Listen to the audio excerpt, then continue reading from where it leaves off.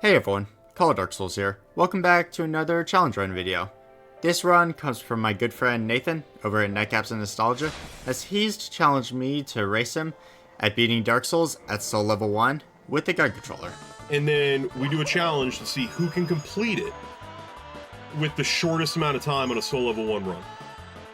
Using the gun. Before I get into the run, let me quickly explain the gun controller. The controller that you see me holding right now basically functions like a normal Xbox 360 controller, minus the left and right bumpers.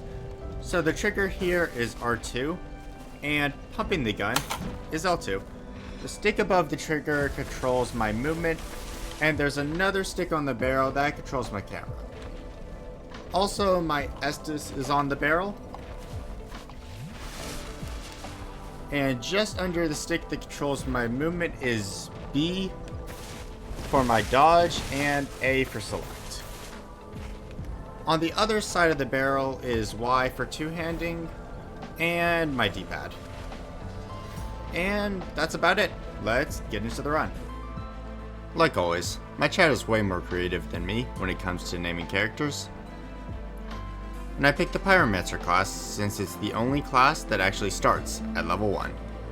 And of course picked the Master Key as my starting gift. While I go through the asylum, let me explain all the rules for this run. So this is a race between me and Nathan, so you can beat all bosses including the DLC in Dark Souls at Soul Level 1 with the gun controller. The rules are simple. We can't use NPC summons and we have to play offline.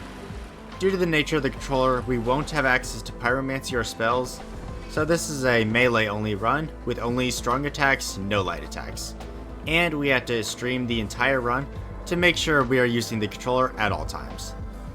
And to keep time, we are going off the in-game timer, and the run doesn't end until we spawn into our jail cell in the asylum in New Game Plus, then quit out, and the time the game has on our character is our final time. Oh yeah, no plunging attacks either. At Firelink, I pick up some souls that I'll need to spend later.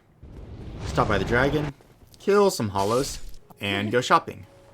In this run, I'm limited by stat requirements and lack the dex to wield most weapons.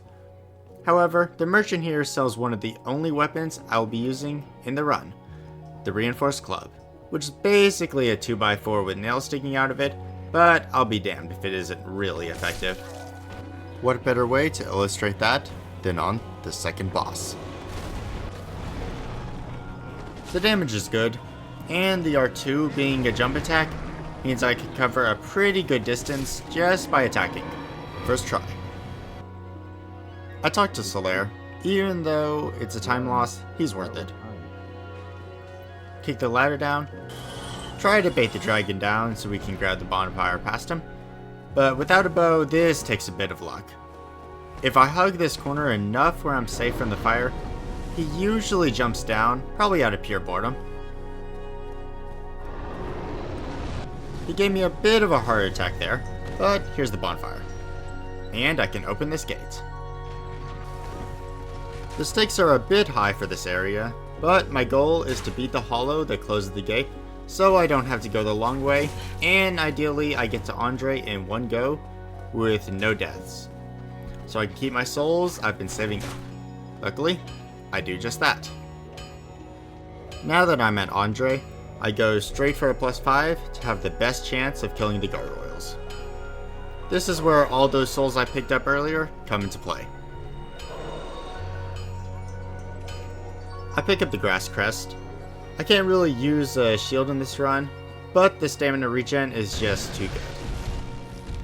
And while I'm in the area, I should pick up a ring that'll help me for later bosses. We're gonna pretend that didn't happen. Next attempt goes smoother. I kill the first gargoyle just before the second one reaches me, and with only one gargoyle alive, I've basically already won. To be honest, not first trying the gargoyles disappointed me way more than it should have. Anyway, I ring the first bell and nab a purging stone from the sky. Or 3. Oops, yeah, those were not cheap. I kill Lotrick the old-fashioned way, since you can't kick without R1. And the Fat Ring will stay on the entire run.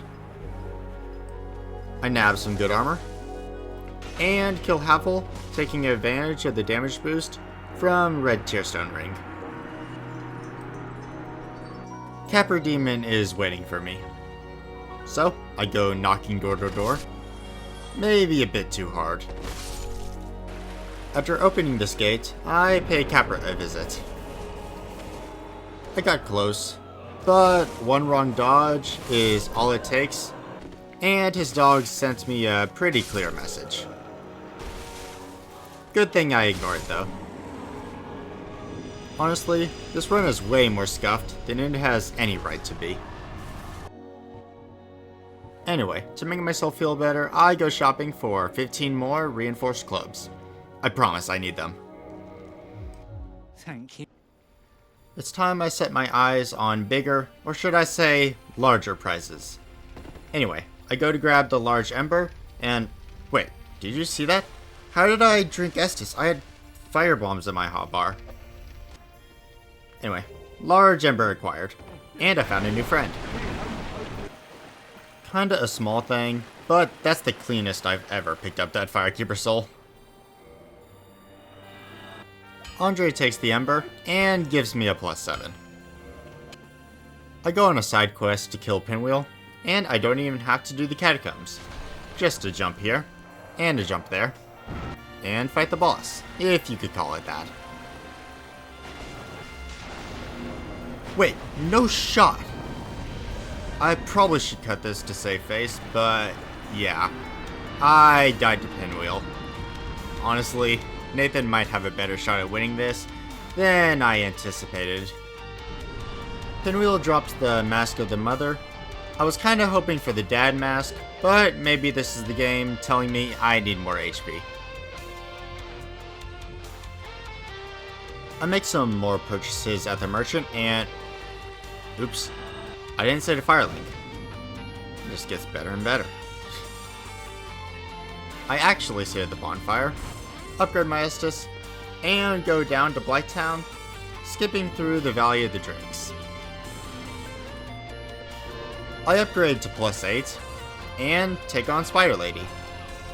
It's a bit scuffed at the start, but the rest goes smoothly, and I actually first try her. This feels really good, and it makes up for all the mistakes earlier on. Probably. And Senza's open. I burn most of my souls on the crest, and a bunch of rocks. I give the snake the Sen's Fortress special, and yep, I see another one get Indiana Jones to death. And get him myself, but I'm still alive. Honestly, Sen's Fortress went really well. Oops. Anyway, I max out my club and tested on the Iron Golem. This is one of the few bosses where, even with this controller, lock-on would be pretty bad. Let me tell you, gravity is way worse than lock-on. I really am my own worst enemy. Luckily, I'm able to use gravity in my favor on the next attempt. I spend the Golem souls on the lightning plate ring, which will really help me for Orange and Smo. For this next part, it's crucial that I don't die. I really need the rest of the Iron Golem souls, but I can't spend them till I get to the giant blacksmith. Luckily, I have a plan for the scaffolding. As you can imagine, the club's jump attack isn't really ideal when I'm really high up, and one wrong step means death. So, I tank up with the full Elite Knight armor for the added poise, and equipped a +5 battle axe. Since the R2 is a straight downward swing, this won't cause me to fall. Okay, first try in Orlando scaffolding. Now for the Silver Knight archers. That goes well. Flashback.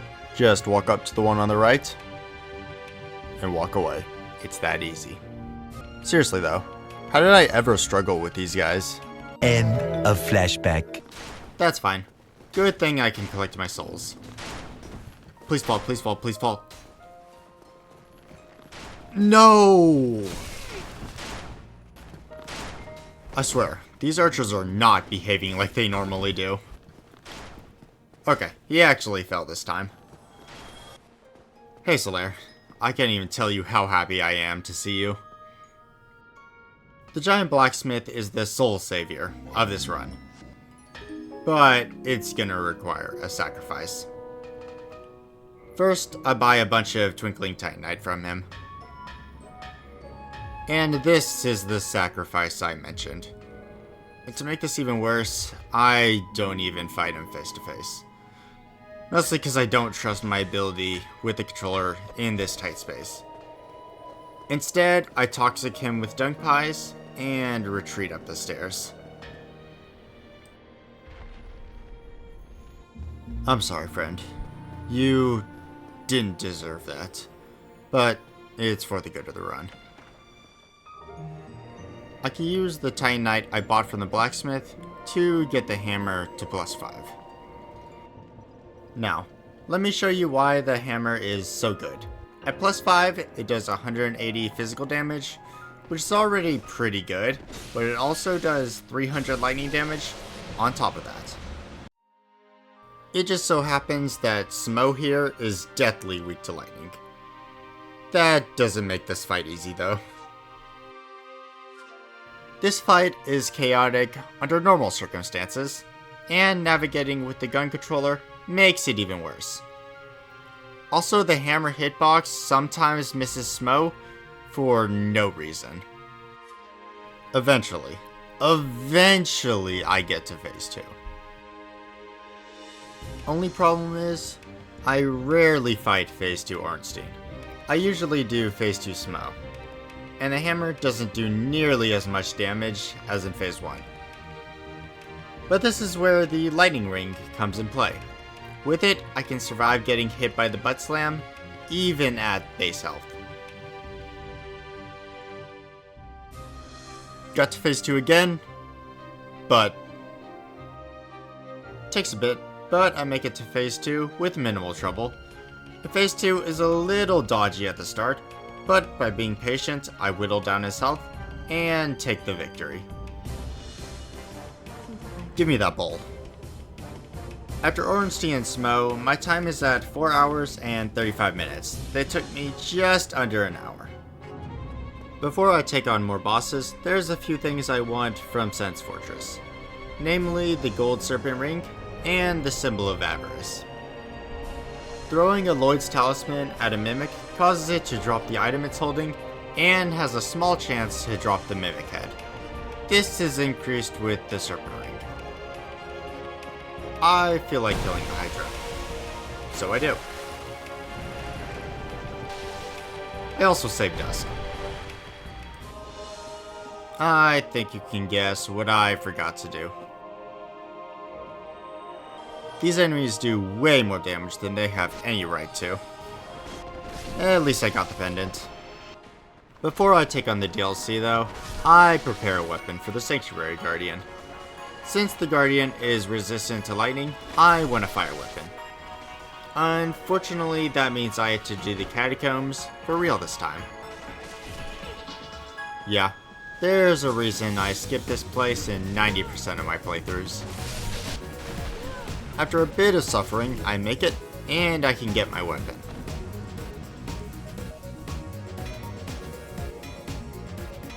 Good thing there's also a bonfire here. I can warp to it if I need to get back. Game. Where's my bonfire? So it turns out the bonfire here is only in the remastered version. I never knew that. I guess I really do mainly play remastered. Before I tackle the DLC though, let me check an easy boss off the list. Stray Demon won't be hard, especially with the hammer. Torch Hollows though, are another story. Anyway, kill Stray, get a slab, and make sure to not forget the doll. I can make a quick stop for gaping, not really much else. The hammer makes this fight a joke, and even the channeler can't stop me. Next boss is Seath. Can't stay away from the art guys forever. I take my mandatory death with these, because this time I remembered the rare ring of sacrifice. No curse for me.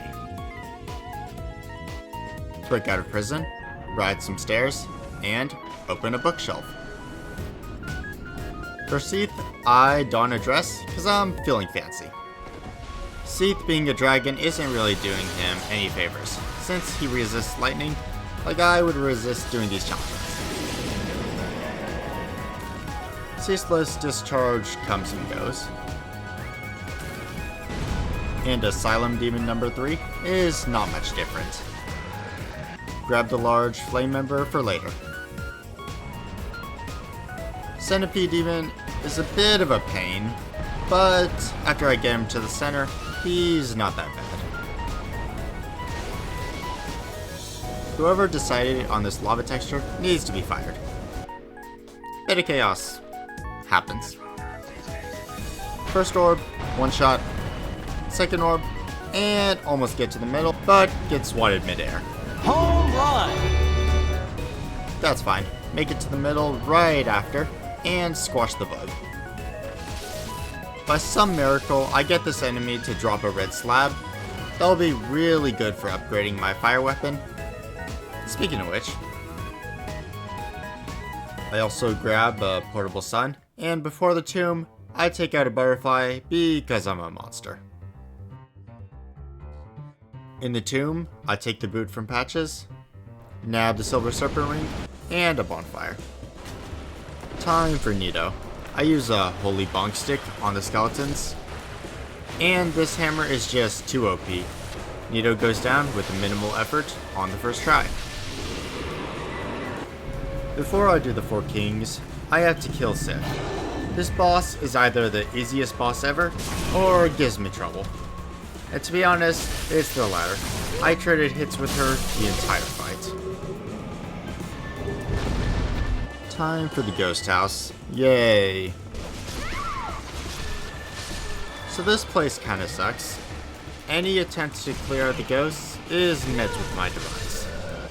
And even if I make it to the ladder, there's ghosts waiting up there just to kill me.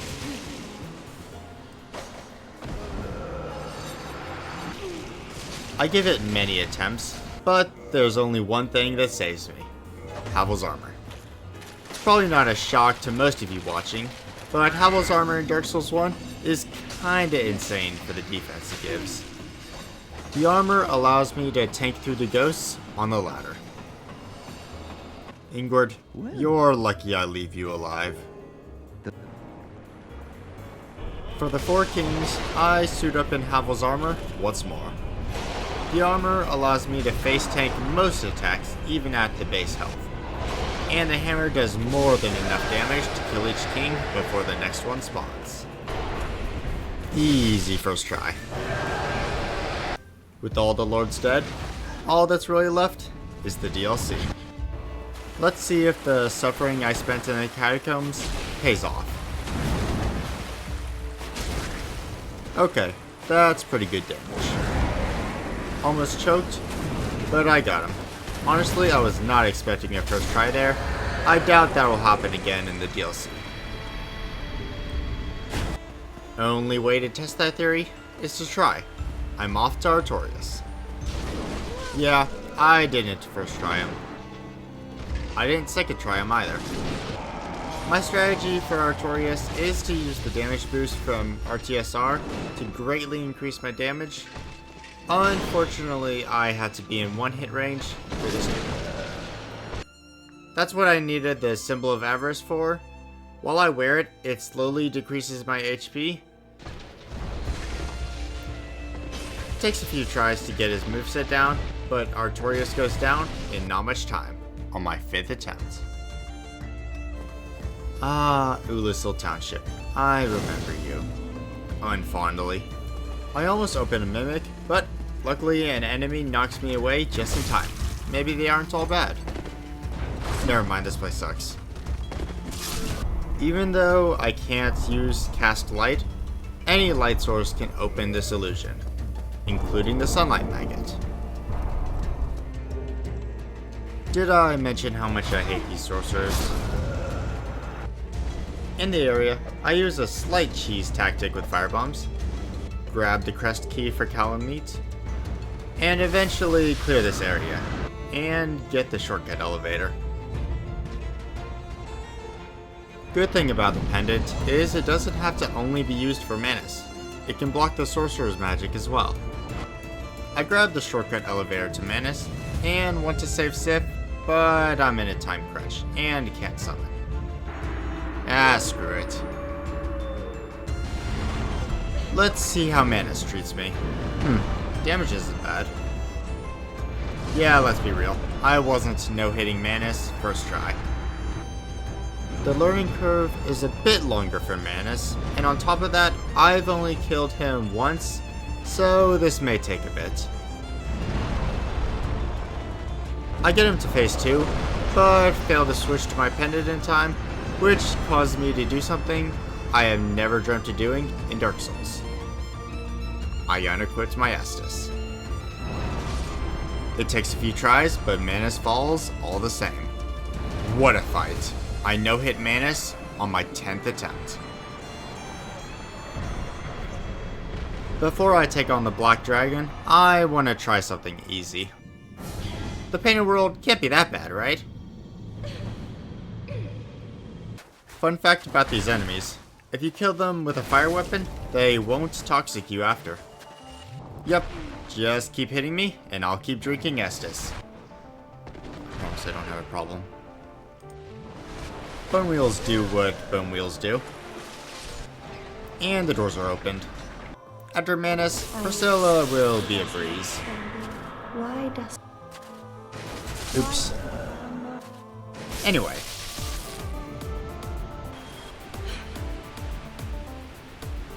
Now for Calamite. First, I have to get lightly roasted and convince a giant to shoot him down. Let the suffering begin. I take a few, or 20 attempts, trying to learn his moveset. Damage isn't bad, but it could be so much better with RTSR. Honestly, I was here way longer than any boss in this run. Even when I thought I was doing good, I would look back at his health bar and it would look like no progress. Which makes sense. I'm doing just over 200 damage, and Calamite has 5,400 HP. It's time for drastic measures. That doesn't bode well, but it's expected. I get him halfway without RTSR, and only getting hit a couple times. This convinces me to commit to no-hitting him. I didn't realize RTSR would add that much damage. With it, I do 528 damage on an R2. That's over double the damage I was doing before. Sitting here waiting for the Mimic Head to damage me into RTSR is mind-numbing at best, especially when I die so quickly. I tried this for a few hours, but have little luck. At this point, I was getting fatigued, and it showed. I even managed to forget to take the Mimic Head off, and it killed me. This goes on for so long that I decide to take a break and go after Gwendolyn. I toss a firebomb to see right through the illusion, and now that I've thoroughly pissed off Gwendolyn, it's time to kill him. Oops, I mean now it's time to kill him. With Gwendolyn dead, only boss left before the final boss is Calamite, which means I have to kill him, and I have no more options. Fighting Calamite has made me realize something. Artorias and Manus are hard fights, but they are both fair. All their attacks hit where you expect them to, and the hitboxes make sense. The same can't really be said for all of Calamite's attacks. Now, I'm willing to accept that I'm bad at this fight, and using the gun controller isn't really helping me. But fighting the boss for this long, is going to make you recognize its flaws. This has gone on for too long. I need a new strategy. My chat suggested that I go into the fight at full HP, still wearing red tier armor. And if I get hit into RTSR range, I'll use that opportunity to get some hits in, then heal up. If I'm not hit far enough down to be in range, I'll just heal up like normal. I try this and get pretty far. This strategy looks promising. I get so close. I know I found the strategy. It's only a matter of time. Good thing about this strategy is it removes a lot of the pressure that comes with attempting to no-hit a boss. Eventually I get the run. Everything lines up just right, and Kala meets his Kala demise. Let's go! Yes! Oh my gosh. Oh. Who's that? I'm literally shaking. That was probably the hardest fight I've ever done. All that's left is Gwen. I don't use the blacksmith hammer since Gwen is resistant to lightning, but he's weak to fire, so I can use my fire glove. I get him pretty close on my first attempt. This won't be that bad. Oh no. Let's make my life easier and max out the fire club. I trade my pyromancy flame for a red chunk. Would you look at that? It had a use after all. And I get the rest of the Titanite from Black Knights.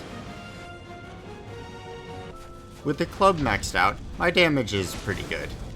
And not long after, I get the attempt and finish the run.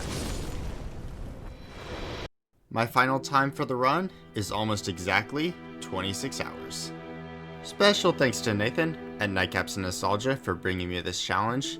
If you want to see his run and know what his time was, link will be in the description and the pinned comment. And a big special thank you to the members. Your support means the world to me. Thank you all for watching. If you want to see more challenge runs like this, consider leaving a like and subscribing. I also have a Discord now, link in the description. But enough plugging. I'll see you all in the next video.